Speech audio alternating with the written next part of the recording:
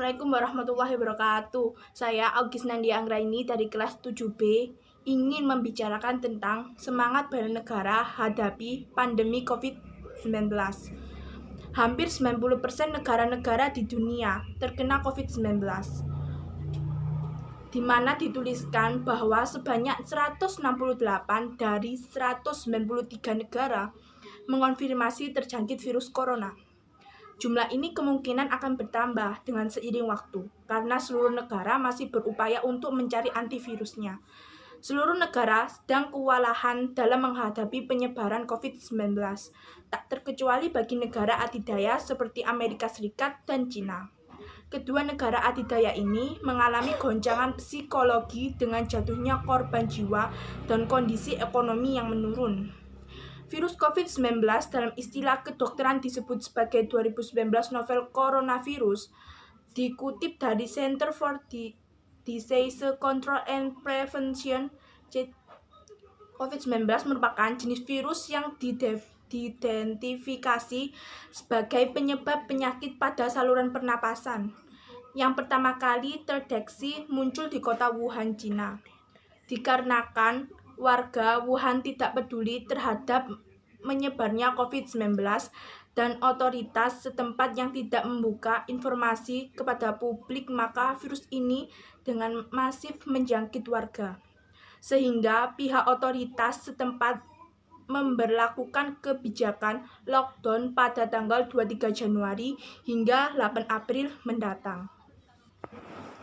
Beberapa negara yang terkena dampak parah dari kasus COVID-19 telah memberlakukan kebijakan lockdown, parsial maupun total, guna menurunkan penularan virus ini. Sebut saja Inggris, Italia, Cina, Malaysia, Belgia, Belanda, Argentina, dan sebagainya.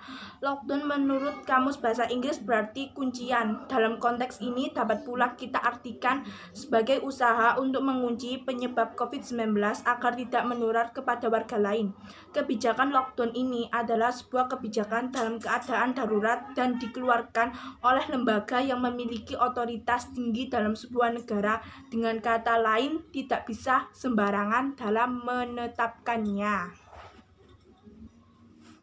Upaya pemerintah, status keadaan darurat wabah COVID-19 di Indonesia terhitung 91 hari sejak tanggal 29 Februari 2020 hingga 29 Mei 2020 yang ditetapkan melalui keputusan Kepala BNPB nomor 13A tahun 2020 tentang perpanjangan status keadaan tertentu darurat bencana wabah penyakit akibat virus corona di Indonesia. Hal ini kemudian memunculkan sederet kebijakan, edaran, dan himbauan dari pemerintah baik di pusat maupun daerah. Dalam hal informasi, kita juga berbantu dengan banyaknya infografis yang dibuat oleh pemerintah dan lembaga-lembaga non-pemerintah. Informasi terkait penanggulangan dan penyebaran COVID-19 ini tersebar luas di berbagai media sosial. Namun sayangnya diikuti pula oleh banyak informasi yang tidak valid atau hoaks. Semangat bela negara dari rumah. Salah satu himbauan pemerintah yang patut mendapat perhatian serius seluruh rakyat Indonesia adalah social distancing, pembatasan sosial. Himbauan ini diserukan langsung oleh Presiden Joko Widodo. Saatnya kita kerja di rumah, belajar dari rumah, ibadah di rumah.